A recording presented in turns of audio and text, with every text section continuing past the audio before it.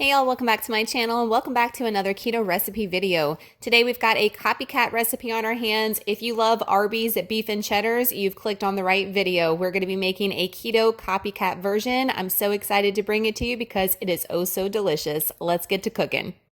Work it, make it, do it, makes us harder, better, faster, stronger. So before we get into the recipe, I want to show you the actual bagels I'm going to be using, or buns. They are by the Great Low Carb Bread Company. I really like their onion bagels the best, but I'm using the everything ones today. They do have wheat gluten in them, so if you're sensitive to that on keto, or if you don't want gluten on your keto journey, you want to stay away from these, but they have no effect on me. They're delicious. 2 net carbs per serving. Macros are pretty spot on, and they are delicious for this particular recipe. So we're going to make the Arby's sauce first. You're going to need some cayenne pepper, apple cider vinegar, a low carb clean ketchup of some sorts. I'm using Primal Kitchen today. You're going to need some Worcestershire sauce and some Lakanto or any type of sweetener, but I love Lakanto's golden Monkfruit sweetener. So the first thing we're going to do is we're going to measure out 1 cup of our ketchup, which is almost the entire bottle here. This makes a huge serving, guys, that will last for a couple weeks in the fridge. Then our Lakanto, or whatever sweetener you have, is going to be 1/2 cup. For apple cider vinegar, you're going to need 1/2 cup of that as well. And then for Worcestershire sauce, we're going to need 4 teaspoons. 4 teaspoons. It looks like I'm going with a lot, but I didn't have a teaspoon measuring spoon out. We're just using what we have so we don't have to dirty up as many dishes. You know that life is real.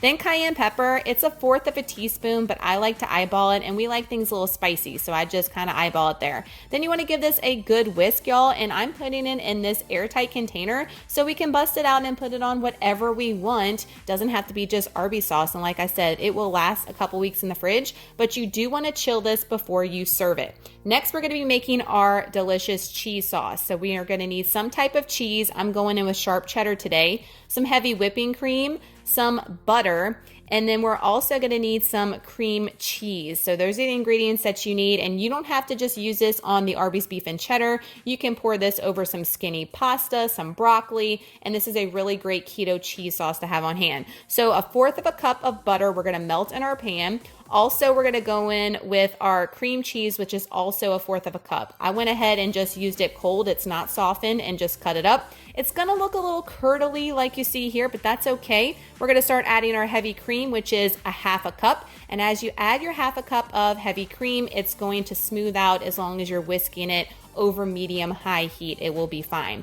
Now we're going to take our 1 cup of cheese, shredded, whatever kind that you're choosing. Again, I'm using sharp cheddar here. You could do pepper jack and really switch up the variations with this cheese sauce if you want. Constantly whisk this until it's nice and smooth. How beautiful does that look? And then we want to bring this to a boil in about 5 minutes or so. Just eyeball it. You don't want it to overcook here. And then it's good to go. I will give you a tip about the cheese sauce when we get done with the video.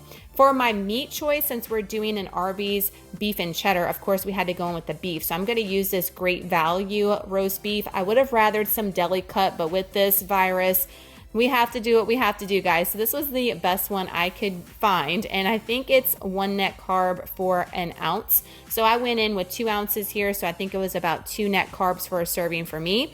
I'm using my air fryer to heat it up. You can put this in the oven. You can heat it in the microwave. You do whatever you want out there. But I'm doing 360 on 5 minutes in my air fryer just to crisp it and warm it through on my sandwich. So in plating this up, I'm putting my beef on top of one side of my bagel. I went in with 1 tablespoon of the cheese sauce and then a teaspoon of your Arby's sauce, since it's a little bit more carbier because of the ketchup there. I will have the macros in the description box down below for this, for the conversions that I used. So that is it, y'all. That is your Arby's copycat beef and cheddar. So delicious. A little tip, make sure that you heat up your bun a little bit in the microwave, because Great Low Carb Bread Company's buns tend to be a little chewy in my opinion. If you heat them through in the broiler, are in the microwave, it will soften them up a little bit and they won't have that chewy consistency when eating. Also, the cheese sauce, if you go to reheat the cheese sauce, it will separate on you. So make sure that when you heat it up, either back in the pot or in the microwave,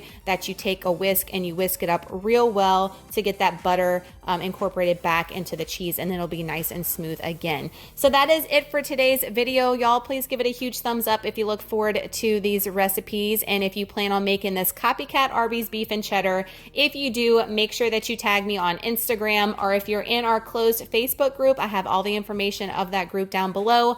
Make sure that you tag me when you share it in our closed Facebook group. I cannot wait to see y'all whip this up in the kitchen. I have all the information for Great Low Carb Bread Company. If you're interested in purchase their specific products, it will be linked down below with a discount, so make sure to check that out. If you're not subscribed, I'd love to have you a part of the family, so make sure to hit that subscribe button down below. All the bells and whistles are lit up so you do not miss a future upload from me. Thank y'all so much for watching. Y'all have an amazing Friday and a delicious weekend, and we'll see you in the next one. Bye, y'all.